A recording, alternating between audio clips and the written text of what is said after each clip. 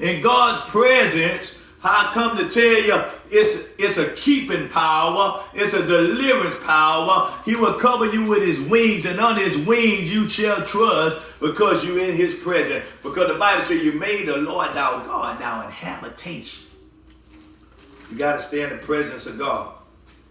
And I come to tell you, and if you keep reading the 12th verse, Exodus, the 33rd chapter, the 12th verse, and Moses said unto the Lord, see if thou said unto me, bring up this people, and thou hast not let me know them, thou wilt sin with me, yet thou hast said, I know thee by name, and thou hast also found grace in my sight. I come to tell you, if you line up with the word of God, God know you by name, because you're one of his, you're handpicked, you've been chosen before the foundation of the world. The reason why you ain't destroyed, it ain't because the devil didn't want to destroy you. He couldn't destroy you because God planted a seed before the foundation of the world. If you his, if you doing his will, to bring forth fruit, and that fruit shall remain. I come to tell you, God have not lost none of his. He said, I chose 12 of you,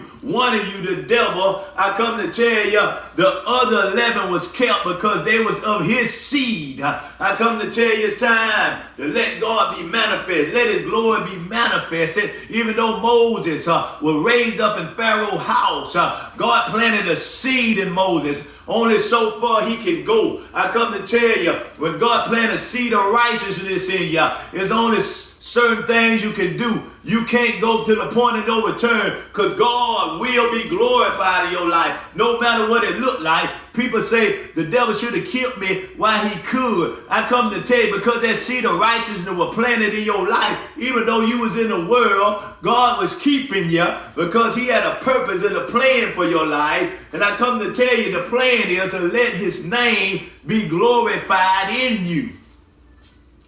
That's why the devil couldn't destroy Moses. That's why the devil couldn't destroy you. He wanted to destroy you in the world. How much more? What are you fearing since you've been saved? You ain't got nothing to fear since you got saved. You know why? Because the devil couldn't kill you when you was in the world, because you was a preserved seed. He definitely can't kill you now, because God lined up a purpose and a plan for your life so he can be glorified in your life. And I come to tell you, keep going after God.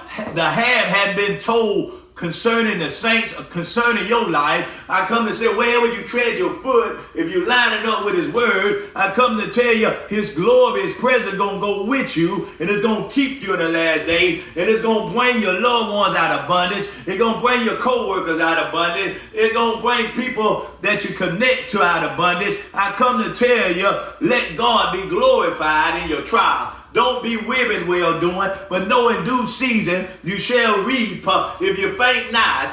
Because I come to tell you, God want to be glorified in the people, and he going to be glorified in the people in the last days, who made the Lord thy God thy habitation. Stick with the word. Live by the word.